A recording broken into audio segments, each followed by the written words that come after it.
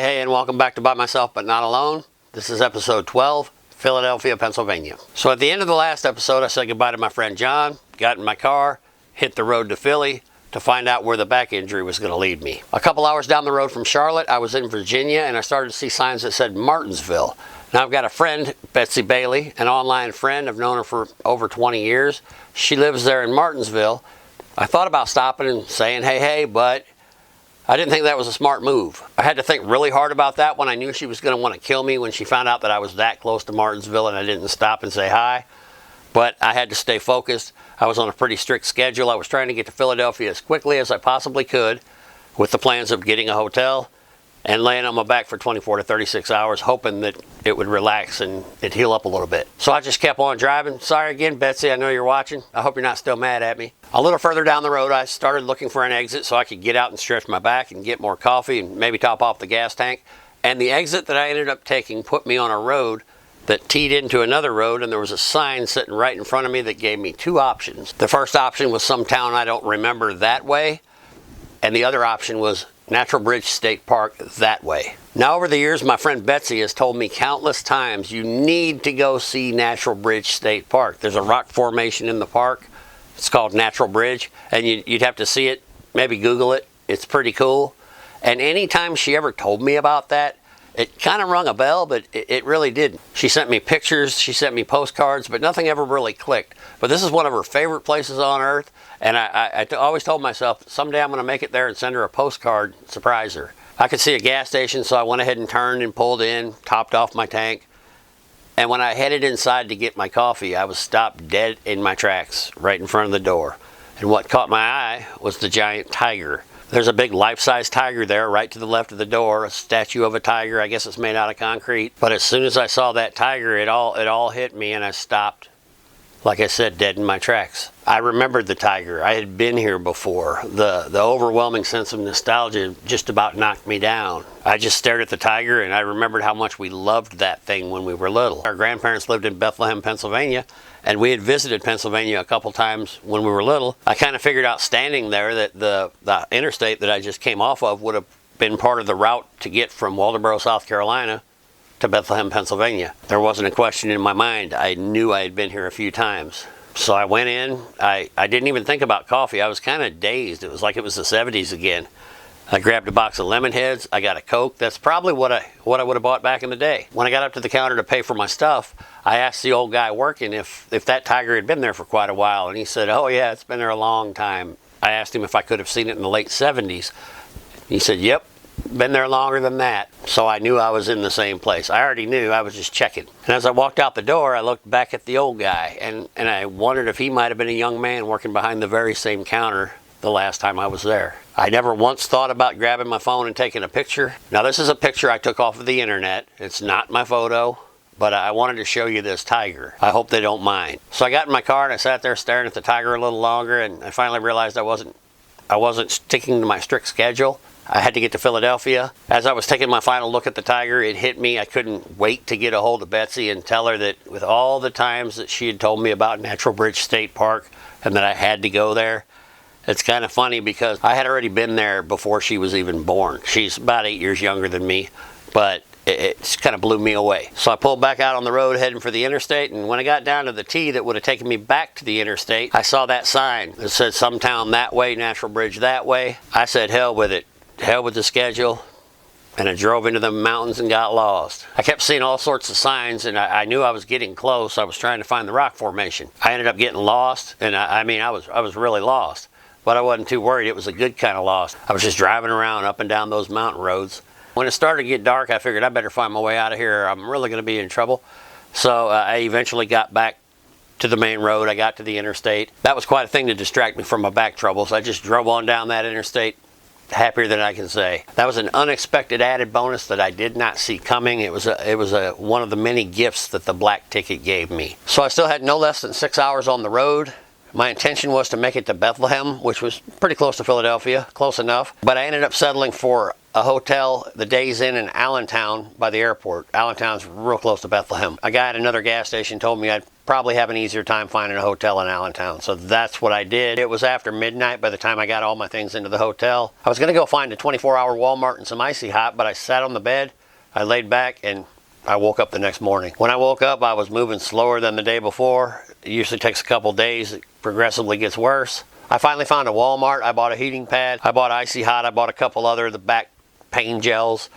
I bought a bunch of potato chips. I knew I had Dr. Jack Daniels in the trunk just in case, and it's not exactly what I expected as a special occasion, but I skipped buying any of the pills because I knew old Dr. Jack might hook me up. When I got back to my room, I applied an excessive amount of Icy Hot. I did a couple shots of Jack Daniels, maybe 3 or 4, and I hit the bed on the heating pad, and the plan was I was going to spend the next 24 hours there. Now, under any other circumstance, I would have used that extra day off. I'd have been all over that place. I would have found the newborn factory. You know those little sugar chickens you get at Easter? Well, that's one of my all-time favorite treats. I would have found the factory just to salute them.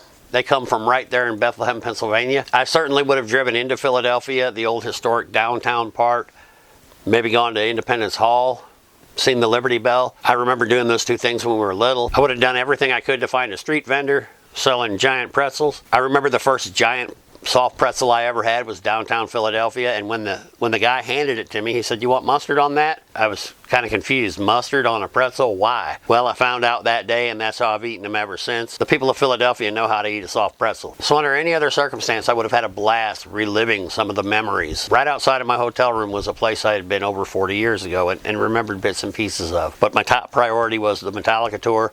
I had to make it to Philadelphia first, and then 2 more shows after. So I didn't think it would be wise at all to venture out into the world. I just laid there in my hotel room, and I did my best to revisit Bethlehem and Philadelphia and the surrounding areas in the form of memories. I was kind of in and out all day. Every now and then I'd get up and mix myself another drink. It really wasn't so bad. I was really relaxed, and I stayed relaxed all day, and I ended up falling asleep for the night. When I woke up the next morning, I couldn't believe how good my back felt.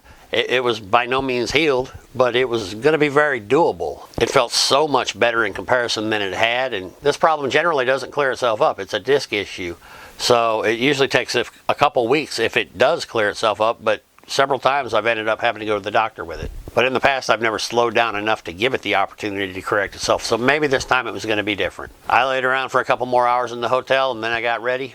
I headed down to the show. When I pulled into the parking lot of the Wells Fargo Center, I was pretty amazed at what I saw. The arena was up front. That's where the 76ers play, and also the Flyers. They share that arena. From where I was standing on the right side of the arena, you could see where the Philadelphia Eagles play. And then a little further back to the left, you could see where the Philadelphia Phillies play. It's an incredibly impressive sports complex. It was by far the best I've ever seen. I was really excited to be there. There were quite a few people there already. When I got up to the arena, being that early in the day, there was quite a crowd there. The parking lot was starting to fill up, and the amount of tailgating that was going on. I just watched people continue to pull in and unpack their stuff. Some of them were setting up tents on the perimeter. Others were popping their trunks. You know how tailgating works. I had already seen some on the tour, but nothing like what I saw in Philadelphia. I could tell this was going to be a wild event. I got right to it, and I got quite a few good fan interviews. I met a super cool group of guys and girls from Colombia. One of the guys, Julian Garcia, he had a smart way to stay warm. He had a coffee cup, and it was full of Blackened whiskey. He offered to share, and I didn't argue. We had a couple drinks, and that was actually the first chance I got to taste the Blackened whiskey. So Julian, I owe you a couple drinks down the road. Thanks for sharing that day. That was mighty nice of you. I'll never forget that. After that, I got to meet 2 different online friends that I'd known for a couple years each. I didn't meet them at the same time. The first one was Andrew Feder. He came and found me. He introduced himself, told me where his tent was over in the parking lot, and he said, "Come on over." And I walked on over with him. I got to meet his wife, Faith, and I got to meet his 2 friends, Janelle and Ron Tasker, and they had a tent set up. I mean, they came to party. They were, you could tell they were from Philadelphia. They tried to feed me, but I had already eaten on the way down to the show, but you should have seen their layout. And next to their tent, you look down, and it was just tent after tent after tent, and it was just a festive scene. I interviewed Andrew and his crew. We had a great little visit. I had a great time hanging out with them. So I ended up making my way back up to the arena, and right when I got back up there, I got a text from my other friend, Kristen Sullivan. She was around by where the Eagles play, so I went around the arena, and I found her group. I can't tell you how much fun I have meeting people for the first time, people that I've known for several years. So I got to meet and interview Kristen and her husband Sean, and then I got to meet her group of friends. We hung out for a good little while, and then it was getting near showtime, so we all headed on into the arena together. But it was great meeting that crew, and I look forward to doing that again. They already told me they were going to the Nashville show, so we agreed in Philadelphia that when we got to Nashville, we were going to party it up a little longer and a little harder. As far as the show itself, Metallica gave us a dose of what we were used to. We did get to hear The Day That Never Comes, and we heard Phantom Lord. That was the big treat for me. Now, normally during the show, I kind of like to float around the floor. I don't usually stay in one place. Sometimes I'd stay in one place, but more often than not, I like to roam around during the show and get as many different perspectives as I possibly could of the band, but also of the crowd. Now, at this show, I stayed back by Big Mick's sound booth all night, and generally during the shows, the black ticket holders would go two ways. They were either trying to get on the rail, or if they didn't make it to the rail, or if they just chose not to for whatever reason that night, they would generally gather back by Big Mick's sound table. So when it was pick time, I kind of just sat back. I had already made up my mind that it was okay. I was probably done with the old pick chase, and moving forward, it would probably be smart if I would act my age a little more and be more aware of how quickly something like what happened in Charlotte could happen. And Alexander and Jonathan would understand. They were probably going to laugh at me, and I was okay with that. I was just happy to be there. And that said, I didn't foresee what happened next. It kind of caught me off guard. In hindsight, it didn't shock me, but in that moment, it felt really good. The lights were all on. People were heading for the door. All the black ticket holders were back by the soundboard saying their goodbyes, seeing who was going on, who was going home. One of the guys came up and said, "Here," and I didn't realize what he had. I held out my hand, and he dropped a couple picks in my hand. And I said, no, man, I don't need your picks. Everybody pretty much knew that I had hurt my back. He said, "What do you mean? You need your picks? You need 2 picks per show." Everybody at this point kind of knew why I was chasing those picks as well. And then another guy came up and said, "Mike, I got you a pick." And I said, no, I got one. And he said, "No, here, you're going to need some traders. It's a long road, dude. You're going a long way." I tried to say no, but I didn't want to insult their generosity. It was cool that they were looking out for me like that. So I told them, you got one in the bank. You've got 2 in the bank. And then between the soundboard and the door, another 10 or so people stopped me and said, "Did you get your picks?" And it just felt really good to know how many black ticket holders were looking out for me. And I had seen them looking out for each other as well. It's just, by this point in the tour, there was a really strong bond forming among this group, and it was really cool to be a part of. So I figured I'd see where the back took me, and maybe I'd slide back into the pick game, but I did get my Philadelphia picks. I got it in a very special way. That was cool. I feel the need to comment on the Philadelphia crowd as a whole. With all due respect to all the other cities, it's kind of like splitting hairs. It's like, how I ask people, what's your favorite Metallica song? I mean, that's kind of a trick question. So, calling the rowdiest crowd on the tour is kind of comparable to that. But in my opinion, just by a hair, the Philadelphia crowd was the wildest bunch of people I encountered on the whole tour. I think I might have just a little personal bias because of, the history of the location, my personal, nothing to do with Metallica. But just the overall, as a whole, the Philadelphia show was the one. You guys in Philly are off the chain. You're insane. You're savage. That was a show. And again, I'm not knocking any other city, but you guys are nuts. And I give you a thumbs up. It wasn't too awful late when I got back to my hotel, so I had a celebratory drink to salute Philadelphia. I fell asleep, woke up the next morning. My back didn't feel any worse. It didn't really feel any better. There was still pain there, but it looked like I was going to make it. So I hit the road, heading for Buffalo. So to my friends Andrew, Faith, Ron, Janelle, it was great to meet you guys, to hang out. Thanks for the interview. You nailed it. Kristen and Sean, I want to say the same thing to you. It was great getting to meet you guys and hang out before the show. You did a great interview. To my friend Julian, I want to say again, I owe you a couple shots of Blackened, and we will square up on that debt down the road. Thanks for your generosity that day. It was great meeting you. To the crowd in Philadelphia, I'm just going to leave it at wow. I'm never going to forget that show. Thanks, guys. And to everyone else, I'd like to say, as always, thanks for watching. If you like what we have going on here, we would appreciate it more than I can say if you would consider subscribing to the channel. Give us a like, a dislike, whatever the case may be. Leave us a comment. Let us know how we're doing. Next stop, Buffalo, New York. We'll see you there. Until then, rock on. First of all, who are you and where are you from? I'm Pete Serto. I am from Philadelphia. Anna Van, Philadelphia. Dan Brunetti, Flemington, New Jersey. Scott Cleary, Flemington, New Jersey. My name's Ryan Fretz. I'm from Holy Valley, PA. Who's your friend? That's Michael Moore. He's from Douglasville, PA. Michael Moore. Yeah. My name is Jeff. I'm from Middletown, New Jersey. I'm Rob. I'm from Hamilton, New Jersey. I'm Tom Havey. I'm from Asbury Park, New Jersey. Patrick Grabowski, Bayonne, New Jersey. Alrighty, you a Gaslight Anthem fan? Isn't that where they're from? Oh, yeah. That's like my favorite new band since Metallica. But anyway, this gets edited out. But right, that's where he's from, isn't it? I think so. Brian, at least. I don't know about all I've of heard them. of his name. So Yeah. Probably. Okay. Janelle Tasker, Souderton, Pennsylvania, but originally born in Philly. Ron Tasker, Souderton, VA. Andrew Fetter, Souderton. Faith Fetter, Souderton. Kristen Sullivan from Floral Park, New York. Sean Sullivan, Newark Park, New York. Have you been Metallica fans for very long? About 25 years, I guess, for me. Not I. This is my first. Okay. Well, you just answered the next question. How many times have you seen them? This is roughly, I didn't get my count going, but I'm at 16 or 17, I think. Third time this tour. Excellent. Where are the other two? I was at the Link over there, and then in Uniondale, Long Island. Shit, 32 years. Yeah, over 30 years. Okay. Have you seen them before live? About 50 times.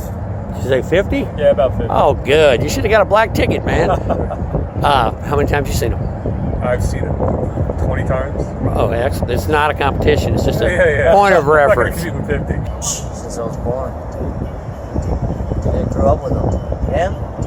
How long you been with him? Same, yeah, since he was born, grew up with him. Cool. How old are you? I'm 23. All right. Have you seen Metallica live before? I have not. This will be my first time. Congrats on that I'm one. excited for it, yeah. 20 plus 25, 30 years. I took him to his first show when he was, what, 16? 16 over at the East Center. Him and his buddy came to me. He was like, yo, I want to go to this concert. Hooked it up. Come back today and relive that experience from 20 plus years ago. You guys related? Yeah, my brothers. All right. His brother. You're the older, wiser Yes, brother. I am. There you go. About 4 years. But that's why we're here today. Relive the passion for Metallica and share a little bit of our childhood, man. You know, Alrighty. coming back. So you've seen them before? Yeah. I think you just answered that. 17 years. I'm a young guy, probably the last 5 years really got into them. Okay. How old are you? 22. 27. Alrighty. Have you seen them before live? Oh, yeah. Oh, yeah. A couple times? One. Oh, yeah. Second time down. All right.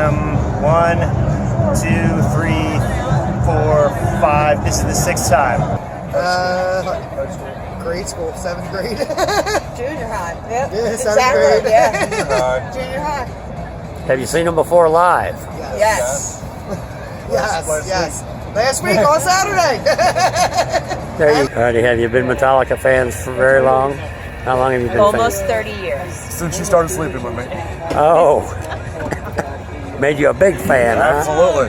Alrighty. Have you seen them live before? Yes, this is my 15th show. Congrats on that. Maybe about 9, maybe 9. Yeah, about Hey, he's right behind you. Do you have a favorite album? That's a hard question.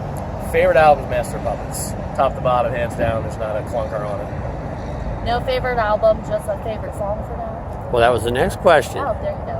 What's your favorite song? Harvester of Sorrow. Oh, that's pretty good for a rookie. Yeah, that's not bad. I'm a Blackened guy myself. That's my favorite song. Ride the Lightning. Ride of the Lightning is your favorite. Master of Puppets. Okay, that's the perfect album in my opinion. Favorite song gets harder. Fade to Black. Seek and Destroy.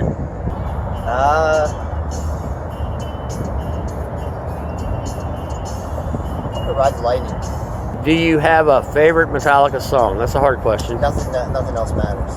Wow, I haven't gotten that one yet. Really? That's your favorite song? That surprises me out the ass. Well, That's a beautiful yeah, song. it's an incredible song. Yeah. Favorite album for me, Puppets, and followed up closely with Justice.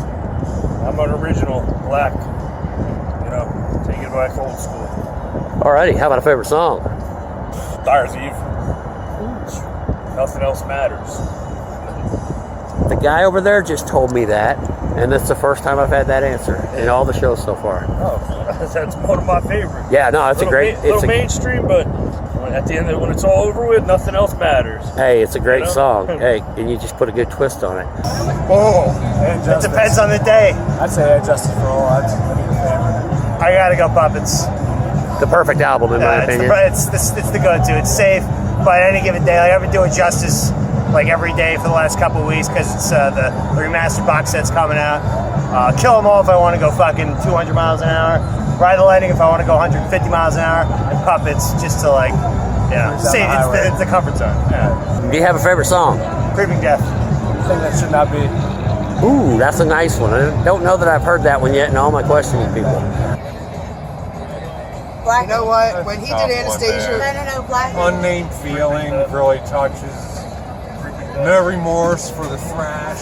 Sad But True is our wedding song. Ooh, nice. That's great.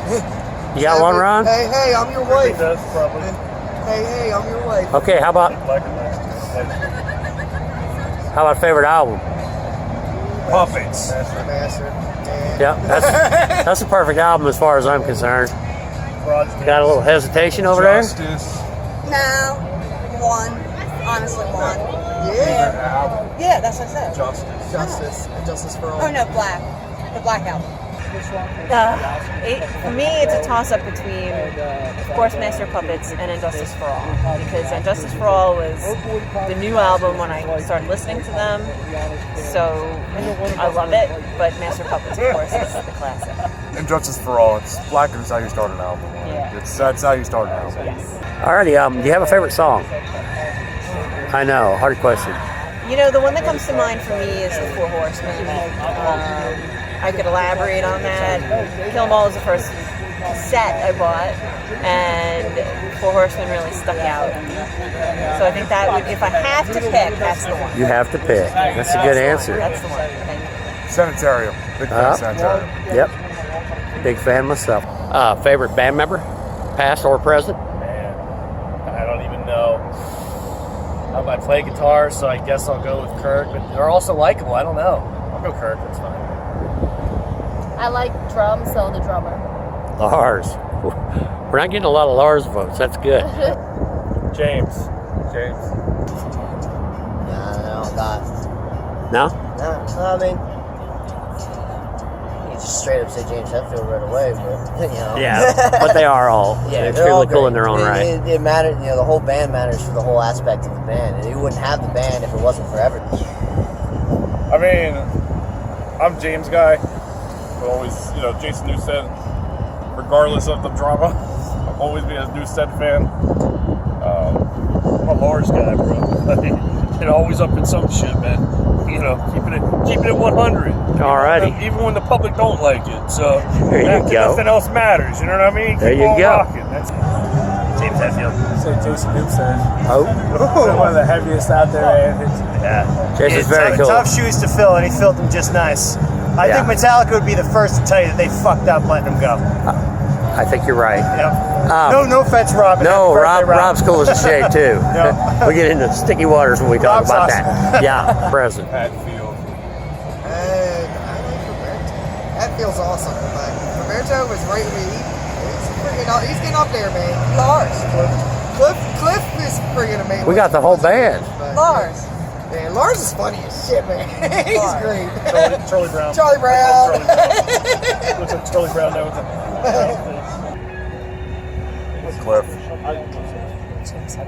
Cliff. All right.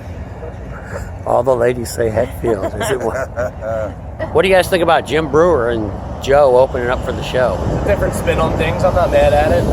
Can't guarantee I'm going to make it in for that. We're planning to drink all the beer we have, so. Oh, yeah, So okay. I'm probably going to miss that part, but it's a different take. No comment on that. Oh, no comment. Good answer.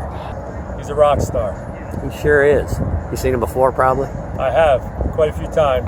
Outside of the Metallica experience? I have. Yeah, he's from New Jersey, right? He is. Comedy for I Metal. didn't know he was. Jim Brewer's Jim opening Brewer up. has a little rock production for you. That's awesome. I didn't know that. We were wondering who the opener was. Well, Jim Brewer, I'm glad to hear that. Yeah. All right. Yeah, he's a super cool dude. Yeah. You know, a lot of people were kind of on the fence, and then I talked to some of them after the show, and everybody's been really happy. Jim Brewer, I mean, I've been listening to 93.3 since I've been young too, so Jim Brewer's been a part of them for, you know, since I can remember. Oh, stoked. Love Brewer. Huge fan. SNL. What, Half Baked? We were talking about that all the way down? All the way down. So, 100 all day long. I know you don't like it. Yeah, I never went to a metal show expecting to laugh. I wanted a good time, but I don't really need to laugh. I want to get pumped up, hear some good live music. What are you, open-minded about it at all? Yeah, I mean, I'll give it a shot. I never seen a comedian do an opener for, heavy metal band, but I fucking love Drew Brewer. I think he's one of the funniest dudes. Just the most hilarious Hetfield impression I've ever heard. But yeah, he's hilarious. It's better than Avenged Sevenfold, to say the least. So I'm looking forward to it. Have some laughs, and because Avenged Sevenfold was laughs too. So it's a different sort of laughs, I guess, for this one. But I'm ready to go. I am so excited to see Brewer. I don't mind it. I don't mind He's it. a good guy. He's great. He didn't do very much on Saturday. He didn't. What do you think? I've liked it a lot. I like him. I like him a lot, and I love that he makes fun of Bon Jovi. Yeah. Well, I kind of wonder how Bon Jovi thinks about that. Yeah. Man. But he's not bad. He's not That's bad. Ozzy's impression. Yeah, I was just going to say that. That's my favorite. He does Lemmy well too, but you do Ozzy, you do Lemmy too. You know. Awesome. Awesome. Couldn't have been a better pick. Awesome. Mets fan. You're correct. Do you have someone in your life, one person that you credit with turning you on to the band in the first place? I do not. How'd you discover them? Just know about them growing up. I was always kind of attracted to it and just drawn to it, and hip hop was my generation's thing growing up, so I always skewed away from that. And it probably started in middle school, roughly. So Okay. I would just point the finger over here. So there you go. Guilty as charged. I'll be that person. Well, you're going to owe him after this then. College radio in the 80s. Yeah, that was insane. Well, I have to say this man right here brought it all together for me. Oh, the young brother. Okay. The young one. I was a bit of a hip hop head back in my earlier years, and like I said, he said, "Come check this out." We went and been tuning in ever since. So, How about you? Who turned you on to the band? Friends in middle school, I guess. Like, just finding the album. Hey, check this out. Somebody gave me Justice and passed it along, and hey, they're playing in Camden. Let's go. That was a load year, I think. Yeah, '96, when they played in Camden. And that was kind of like the start of like going to all the shows and stuff. So, Yeah, my brother. He used to be in his room down the hallway, and he had, in the 90s, a 63 CD rotating big stereo, and he used to play S&M real loud, and that's what got me into him. So then I saved up some allowance money, went to the CD store, and bought Kill 'Em All, my first ever CD, and I was hooked ever since I was 10 years old. Alrighty. Best friend Andres, man, high school buddy of mine. He started playing it. I played hockey. I needed something more angrier. Got into metal. Metallica was where I started. So. Yes. Hey, Drew. One of my high school boyfriends, middle school, right out of high school. Him and I really got into metal like in 9th grade. That was definitely. Drew was definitely. I'm trying to think. Yeah, Drew definitely turned me around from being a cheerleader to being a metalhead. There you go. Good job, Drew. I don't have one person, but Just kind of came across them yourself? I gotta think about that one. I could say the guy in school I used to hang out with, Hector Figueroa. His nickname was Junior. Junior! He turned me on to Puppets, but the first time I heard Metallica was on a show called The Mighty Metal Shop with Mean Ed Green on 94 YSP, and the song he played was Fade to Black. That's the first time I heard it. Remember you were saying friend in school. Junior high, yeah. For me, it was a guy I was in school with, but my cousin Chris was the person who took me to my first 3 shows when I was a kid, and my mom was like, "You're not going to these shows by yourself, but if your cousin takes you, then you can go." And so it's really my cousin Chris. Okay. Kristen turned you on. Huh? We come from all walks of life. What do you do for a living? I'm in contracting for the Navy. So, civilian, I'm not in the service, but we support the military members. All right. Same for her. Ah. On the logistics side, though. Okay. I'm a vice president for an IT management organization. All right. I'm in IT sales. That's first and first. We come from all walks of life as Metallica fans. What do you do for a living? Right now I'm a tech sales at Staples, but I've done everything from cleaning up shit at a farm, picking corn, hand picking corn, to store managing at Dunkin' Donuts. You know, I've done pretty much everything. I'm a Renaissance man, as they say. I'm the Undertaker. I'll give you the last ride. It's done and over. Hey, haven't had that one yet. I can't top this. I do support for a software company. Nothing special. Not that special. I'm no Undertaker. You know. I sell barbecue sauce to the military. That's a gig. I haven't heard that one yet. It's a fun time. I'm a heavy equipment hauler from this area. I'm hauling equipment all day long, pretty much. I'm a pharmacy technician and a bartender. Okay. Dairy manager. I'm a manager and a cutter operator for a bindery. I'm a housewife. I'm project manager at a wellness company. I work for a gas utility. Yeah, I'm a gas mechanic. Okay, do you have one, wow, you gotta hear this Metallica story? Well, beyond the first time I saw him in '86, it would be the second time I saw him in a club, which was in 2016, Webster Hall, front and center with my 15-year-old son, which happened to be the same exact age I was when I saw Metallica, except it was 30 years later in the same club setting and the small stage, and they were every bit as rocking as they had been 30 years earlier. And having that, the ability to give that to somebody, give that experience to somebody like my kid, there was nothing better. So that by far was my favorite show. Webster Hall, 2016, September 27th. Might I interject? Good parents raise good kids. Exemplify. What's the word? You exemplify that. He's an outstanding child. Excellent. You want to yell his name out? Nicholas Brunetti, cheers to you. Right on. How about you? You gotta believe. You won't believe this Metallica moment. My favorite show was certainly the 1994 Woodstock show. They just came out. They just kicked ass. Prior to that, it was probably in the early 90s there, right, when they were here at Giant Stadium. Again, best shows I've ever seen. I busted a guy's nose in a mosh pit in '96. That's good. Want to come and play belly bumps with a big guy? Didn't work out so well for him. So yeah, that would be mine. What you got? You toured all over.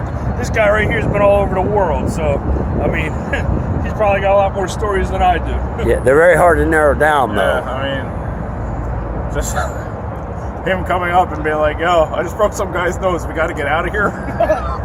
That one's always memorable. My wife and I got engaged in San Francisco. Was that 2 years ago when they played the Too Heavy for Halftime show? Yep. We got engaged like the day of the show, like right in front of the park. Wow. Like that. So. Happily married still? Yeah. So she's a huge Metallica fan. She's like, take a break. Take your brother this time. So she's like, I need a break this time. There you go. So. The first time I saw Metallica was in Madison Square Garden. It was November 14th, 2009. It was right when Death Magnetic dropped and they were on tour for it. So it was in New York City. I was in my brother's apartment. I missed my train because I forgot my Metallica tickets at my house. So I had to run back, get the tickets, go back, catch the next train an hour later. So we get to the city, get to my brother's place, and it's time to chug beers because we missed an hour. So we don't have time to pregame. So we chug all these beers. We get outside, we hop in a cab, realize the traffic is too bad to get to the place, so we have to get out and run. I had to piss like a camel. So I pull out into an alley, take a huge piss. Got away with it, thank Christ. Start running to the arena. It's like game time for the concert. We were in the nosebleeds. We run all the way up the stairs, funnel into our seats, and right as our asses hit the seat, the lights went out, and then all of a sudden, we started here. Metallica played. What's the first song off? First song off. It's whatever it was, but they started playing. We got there just in time, and now it's like, fuck, holy shit, Metallica's here. We had no waiting, and we got right into it. Good job. Yeah. That was a good one. Yep. When I saw him at MetLife 2 years ago, my buddy lost his chapstick. This is a real quick story. He lost his chapstick. He lost it maybe when Volbeat went on, so the first song they had. 4 hours, 5 hours, whatever it was down the line, we find this chapstick after the venue's cleared. It's covered in blood on the floor. We took it home as a prize. Wow. real fast story, but it was a good one. That was a good one. I have this really goofy story. A girl I went to high school with, his cousin was their wardrobe manager way back in the day, and I guess some bags got left behind, and she wasn't able to reunite them with their bags, and my friend who I went to school with knew that I loved them and gave me James Hetfield's Green Reach toothbrush in a case with his name on it. Jaymz, James. That's what's on the case. Wow. And I could furnish a picture if anybody wants to see it. Was it used? Never. No. DNA? Well, he might have used it, but I never used it. It's sitting on the bar. It's Yeah, behind the bar in a we have place, it, in yes. a place of honor. It's in a place of honor. Hey, that's awesome. That's a true story. That's an excellent story. If the band members themselves should happen to see this video, do you have a message for them? Just keep doing it, please. Just keep doing it. This is my perfect day. Sitting in a parking lot, drinking all day, and ending it with my favorite band in the world. You can't beat it. So that I would just add rock on. I think James understands how many lives he's impacted doing what he does. And the day he meets his maker, he should understand that that gets him a golden ticket into heaven. He's an outstanding human being. Awesome. That's tough to beat. I would stick with that. I said that's tough to beat. Let me know your secret for writing music. I need some help with lyrics. Right. You guys are fucking awesome. Love everything you do. Support it from now until whenever. Your music will be generational even when you guys are gone. Appreciate it. Keep on rocking. Please give us a remix of Injustice for All, not just a remaster. We want to hear that bass line. That's it. I fucking love you guys more than anything in my entire life, other than my main family. But God, if I would pay every bit of what's in my bank account to get James Hetfield a big gigantic hug. That's what I have to say. You guys got me through some hard times. I can't be more thankful for that. I appreciate everything you guys do for us. Thank you. Thank you. Thank you. Thank you. Thank you for still coming out. And never retire. I know, right? All right. Keep on growing old with us. Thank you for everything. I could get emotional, making my life better for 30 years. And for the toothbrush. And for the toothbrush. Thank you. Keep rocking. Thank you, James. Keep rocking. That's it. Well, what are you drinking there? Tell me a little bit about this. Arrogant and Bastard Brewing, Stone Brewing, put out a Enter Night. It's a Pilsner, sponsored by Metallica. It's hard to find. It's all the local areas, I guess. I got 3 cases at home, 3 Sixers, brought it with. So you guys big beer guys? I'm a hard liquor kind of guy. Yeah, I'm a Jack Daniels guy, but as a beer guy, what do you think about it? Yeah, it's pretty good. I mean, it tastes like a PBR. Got a little bit more bite to it, but, you know, Yeah. it's smooth. I had one in Canada, and it was not bad at all. Yeah, I think I was in Canada. It's good. It's a show beer. Yeah. You know, like you can drink it real quick. You're not gonna feel too bad later. I think I'll have a couple more before we get in there. Yeah, drink them all.